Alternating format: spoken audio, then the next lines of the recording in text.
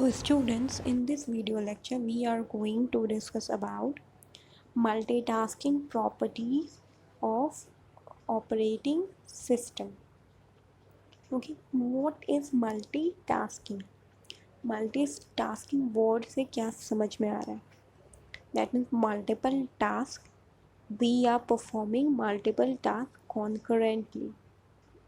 तो यही है multitasking. Multitasking is when multiple jobs are executed by CPU simultaneously. ठीक है. प्रोग्राम एग्जीक्यूट कब करता है? जब CPU उसको एग्जीक्यूट करता है. ठीक है. जब CPU उसको मिल जाता है, अलॉट हो जाता है और वो फाइनली एग्जीक्यूट होना शुरू होता है, तब कोई जॉब जो है वो एक्चुअली में परफॉर्म होता है.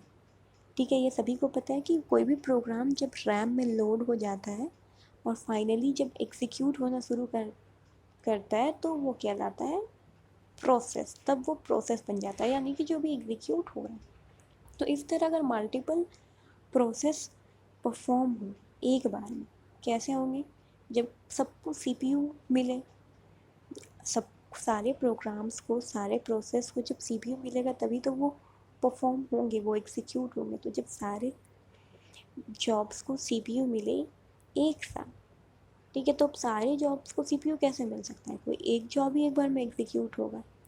तो ये होता है by switching method. Okay, by switching between them. सारे जो प्रोग्राम्स हैं उनके बीच में स्विच करके एक के बाद एक. तो इस मेथड के थ्रू अगर CPU साइमल्टेनियसली मल्टीपल जॉब को एक बार में एग्जीक्यूट करता है तो ये कहलाता है मल्टीटास्किंग. मतलब एक बार में बहुत सारे जॉब परफॉर्म करना, एग्जीक्यूट करना. और ये जो स्विचेस होते हैं, CPU जो स्विच करता है अमंग डिफरेंट प्रोग्राम, ये इतना फ्रिक्वेंट होता है, इतना जल्दी होता है कि यूज़र सारे प्रोग्राम्स को तभी यूज़ कर लेता है, तभी इंटरेक्ट करता है जब वो रन कर रहे हैं. ठीक है. मतलब हम लोगों को सारे प्रोग्राम्स एक बार में रन करते हुए दिखते हैं. तो अब ये होता कैसे है एक्चुअली? CPU स्विच कैसे करता है और ये पूरी की पूरी टेक्निक क्या है? तो हम लोग एक एग्जाम्पल से समझते हैं. सपोज ये हमारा ऑपरेटिंग सिस्टम. ओके, ये हमारा ऑपरेटिंग सिस्टम, ये हमारा CPU. अब हमें परफॉर्म करने हैं एक बार में मल्टीपल टास्क. तो एग्जाम्पल के लिए हमने अभी 3 टास्क ले लिए. ठीक है. एक वर्ड पे कुछ टाइप करना है, वर्ड के प्रोग्राम को एग्जीक्यूट करना है, एक ईमेल, एंड एक हम लोग वेब ब्राउज़र में कुछ सर्चिंग का काम कर रहे हैं. सो अब इन तीनों प्रोग्राम्स को ऑपरेटिंग सिस्टम कैसे एक बार में एग्जीक्यूट करेगा? तो ये तीनों गए ऑपरेटिंग सिस्टम में. ठीक है. मल्टीटास्किंग ऑपरेटिंग सिस्टम में. तो इसने क्या किया, इन तीनों को ही एक बार में CPU अलॉट कर दिया. ठीक है. अब वो कैसे होगा? तो ये होगा इनके बीच में स्विच करने से, एक के बाद एक. जैसे CPU ने कुछ टाइम, एक स्मॉल पोर्शन ऑफ टाइम सबके साथ शेयर कर दिया. इसने हो सकता है 2 सेकेंड्स इसको दे दिए एग्जीक्यूट होने के लिए. ठीक है. 2 सेकेंड ये एग्जीक्यूट हुआ. अब ये एग्जीक्यूट हो रहा है, तुरंत 2 सेकेंड के बाद वो स्विच हो गया ईमेल के पास. ठीक है. 2 सेकेंड इसको भी दे दिया. उसके बाद अब जब ईमेल एग्जीक्यूट होने लगा, फिर उसने यहाँ पे 2 सेकेंड का कंप्लीट हो गया, फिर इसने 2 सेकेंड दे दिया अपना वेब ब्राउज़र को.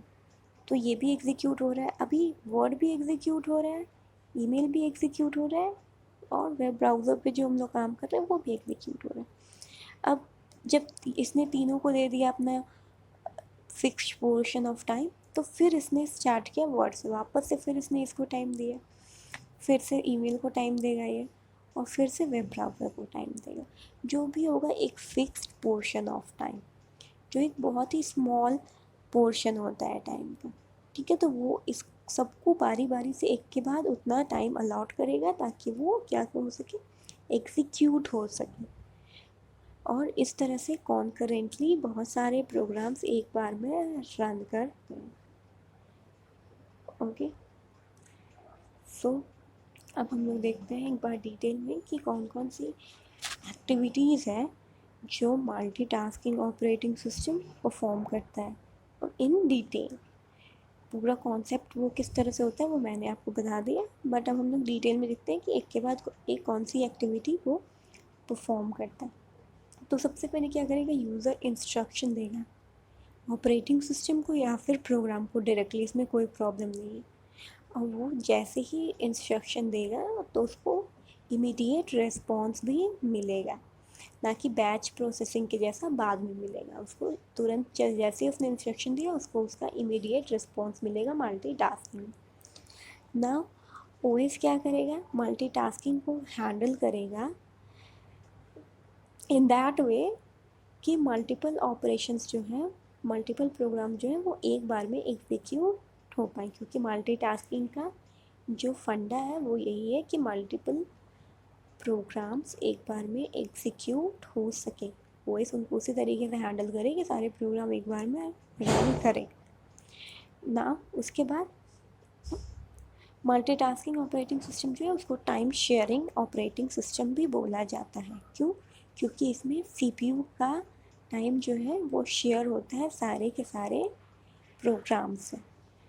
ओके, और इस तरह के जो ऑपरेटिंग सिस्टम होते हैं वो डेवलप क्यों किए गए?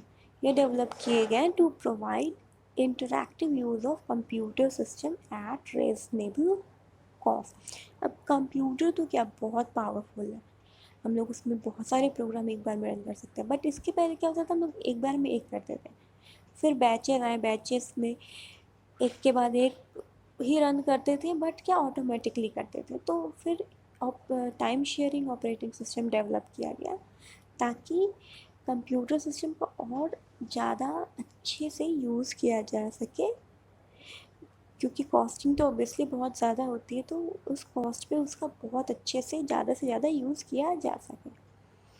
ठीक है, तो ये जो time sharing shared operating system होते हैं ये क्या यूज़ करते हैं, सीपीयू शेड्यूलिंग के कॉन्सेप्ट को यूज़ करते हैं। अभी जो मैंने कॉन्सेप्ट आपको समझाया था वही था सीपीयू शेड्यूलिंग, तो वो कॉन्सेप्ट था सीपीयू शेड्यूलिंग का। और इसी कॉन्सेप्ट के थ्रू जितने भी मल्टीटास्किंग होते हैं, मल्टी प्रोग्रामिंग होते हैं, वो इसी कॉन्सेप्ट के थ्रू परफॉर्म होते हैं कि सीपीयू को सबके साथ शेयर कर देना है, सबके साथ शेड्यूल करना है एक फिक्स पोर्शन ऑफ टाइम के लिए।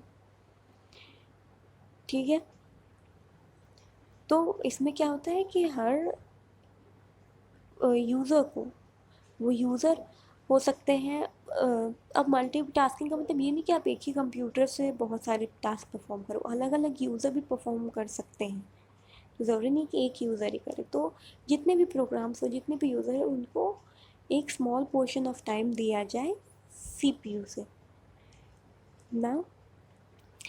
अब इतना हो गया, हम लोगों ने प्रोग्राम दे दिए सीपीयू को, तो सीपीयू में क्या होगा, सॉरी ऑपरेटिंग सिस्टम को दे दिया, तो उसके बाद हर यूज़र के प्रोग्राम का एक सेपरेट मेमोरी लोकेशन बन जाएगा। ठीक है, हर प्रोग्राम अपना एक सेपरेट सेगमेंट बनाएगा मेमोरी में।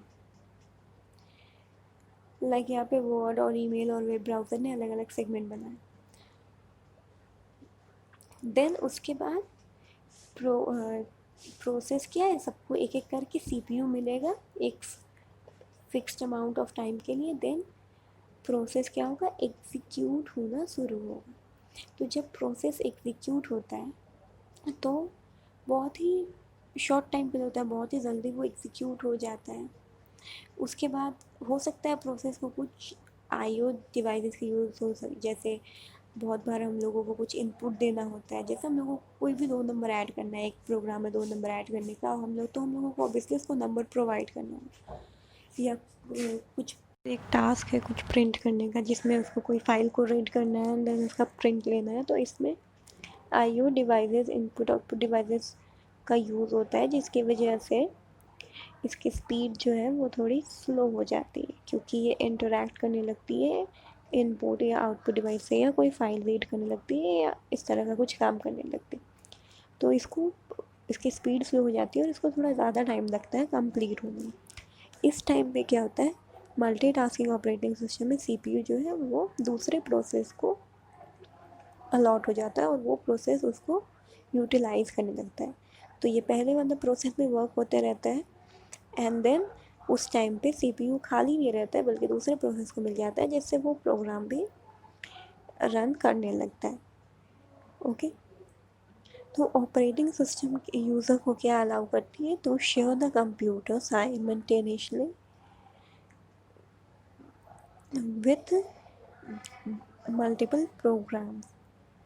ठीक है, और सारे जितने भी टाइम शेयर सिस्टम्स होते हैं वो शॉर्ट होते हैं, तो इनको एक शॉर्ट पीरियड ऑफ टाइम ही चाहिए। सीपीयू का एक छोटा सा time, little amount of time he needed है हर यूज़र को अपने टास्क को परफॉर्म करने के लिए, क्योंकि ये स्विच करते रहते हैं, एक के बाद एक मिलते रहते हैं बार बार।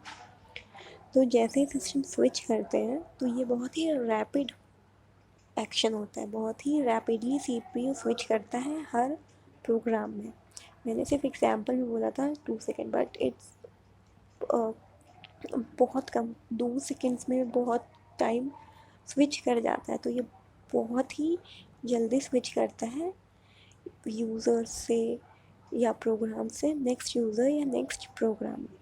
तो हम लोगों को ऐसा इम्प्रेशन मिलता है कि सीपीयू जो है वो हमारे पास ही है और लगातार हमारे ही वर्क को परफॉर्म करता है। ये लगता ही नहीं कि सीपीयू कभी स्विच भी हुआ था।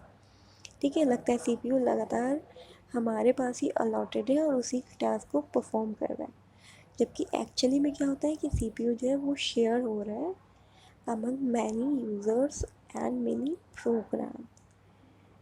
ठीक है, तो ये कॉन्सेप्ट था पूरा के पूरे टाइम शेयरिंग ऑपरेटिंग सिस्टम का। ये जो टाइम शेयरिंग ऑपरेटिंग सिस्टम और मल्टीटास्किंग ऑपरेटिंग सिस्टम, कॉन्सेप्ट ये है कि इसमें सीपीयू शेड्यूलिंग के मेथड से सीपीयू का एक short amount of time, little amount of time share किया जाता है among multiple process so that all process can work concurrently. Okay, so I hope कि ये पूरा कॉन्सेप्ट आप लोगों को समझ में आ गया होगा। तो that is all for today. Have a good day.